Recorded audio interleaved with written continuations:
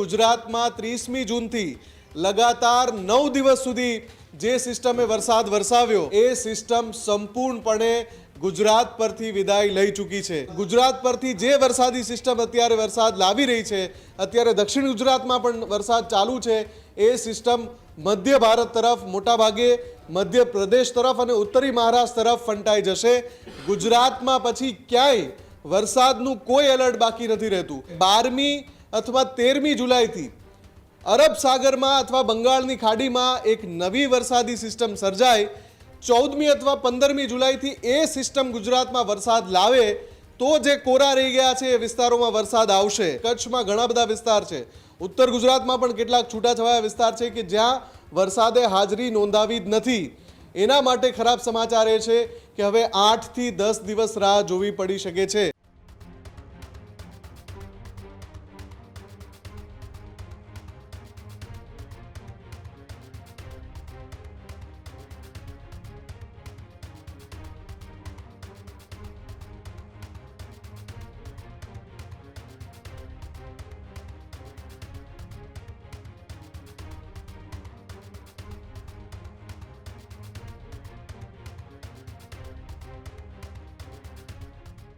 ગુજરાતમાંથી વરસાદી સિસ્ટમે વિદાય લીધી છે।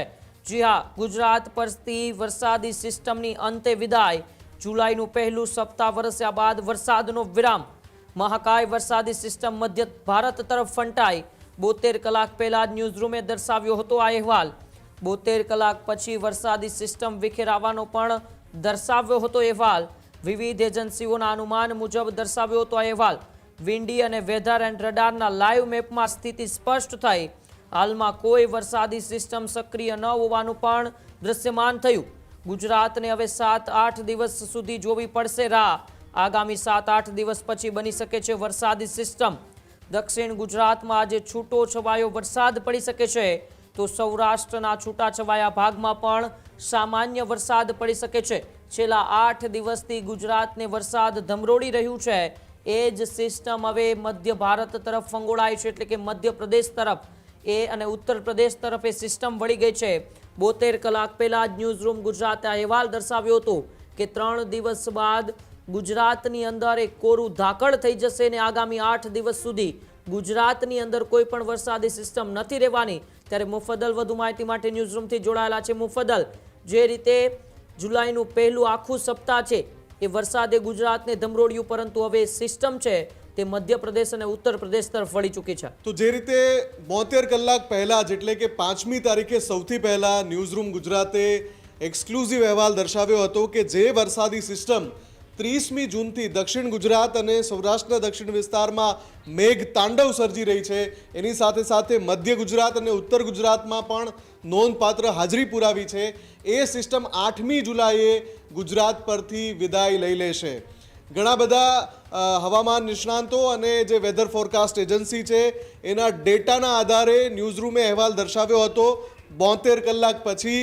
જ્યારે અત્યારે આપણે ચેક કરીએ છીએ તો એક્ઝેક્ટલી એ જ થયું છે જે 72 કલાક પહેલાં કહ્યું હતું, એટલે કે ગુજરાતમાં 30મી જૂનથી લગાતાર 9 દિવસ સુધી જે સિસ્ટમે વરસાદ વરસાવ્યો, સૌરાષ્ટ્રના મોટાભાગના જિલ્લા, મોટાભાગના તાલુકા, દક્ષિણ ગુજરાતના મોટાભાગના જિલ્લા, મોટાભાગના તાલુકા, મધ્ય ગુજરાત અને ઉત્તર ગુજરાતના પણ ઘણા ખરા જિલ્લા, ઘણા ખરા તાલુકા અને કચ્છમાં અને ઉત્તરી સૌરાષ્ટ્રમાં ક્યાંક ક્યાંક જે વરસાદ જે સિસ્ટમે વરસાવ્યો એ સિસ્ટમ સંપૂર્ણપણે ગુજરાત પરથી વિદાય લઈ ચૂકી છે।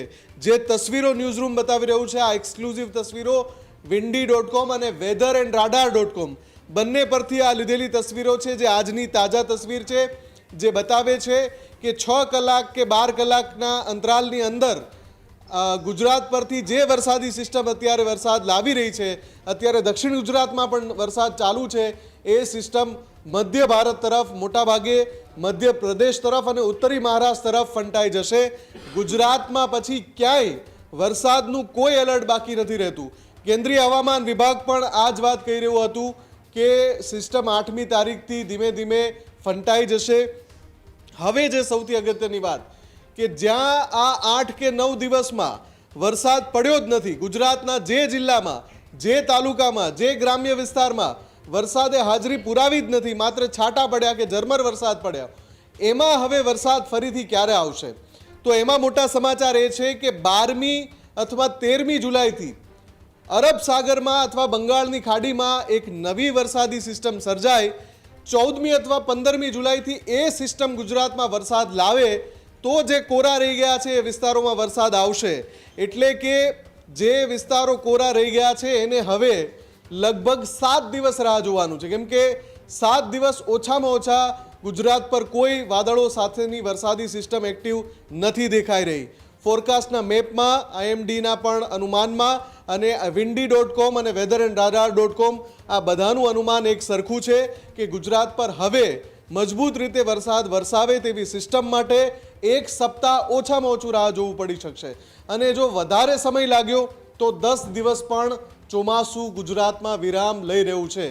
10 દિવસ પછી પાછી મજબૂત વરસાદી સિસ્ટમ બને અને જે વિસ્તારો બાકી રહી ગયા છે, દાખલા તરીકે કચ્છમાં ઘણા બધા વિસ્તાર છે, ઉત્તર ગુજરાતમાં પણ કેટલાક છૂટાછવાયા વિસ્તાર છે કે જ્યાં વરસાદે હાજરી નોંધાવી જ નથી.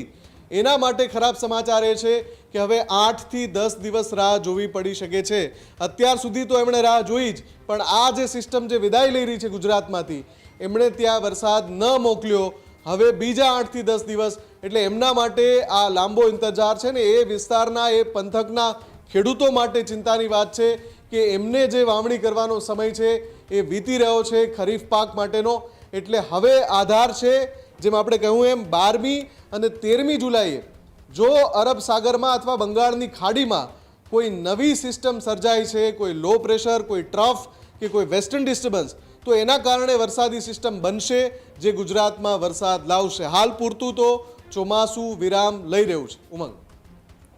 જી બિલકુલ, આભાર મુફદ્દલ અમારી સાથે જોડાવા બદલ. ખેડૂત ભાઈઓ છે ખેતરમાં ડ્રોન ઉડાવતા હોય છે ત્યારે આપણે એક પ્રશ્ન સતાવતો હોય છે કે જે આપણે અત્યાર સુધી જીપીએસ ટેકનોલોજી વાળા ડ્રોન વાપર્યા છે, જેથી કરીને મોબાઈલ ટાવર છે અથવા તો હાઈ ટેન્શન લાઈન પસાર થતી હોય, કોઈ વૃક્ષો હોય, ત્યારે જે જીપીએસ ટેકનોલોજી વાળા ડ્રોન છે એમાં ટકરાય અને ટ્રેસ થાય છે.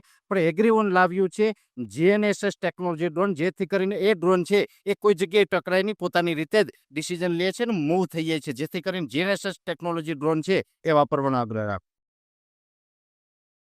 આ જ પ્રકારની તમામ અપડેટ જોવા માટે ન્યૂઝરૂમ ગુજરાતને લાઇક, શેર અને સબસ્ક્રાઇબ કરવાનું ભૂલતા નહીં.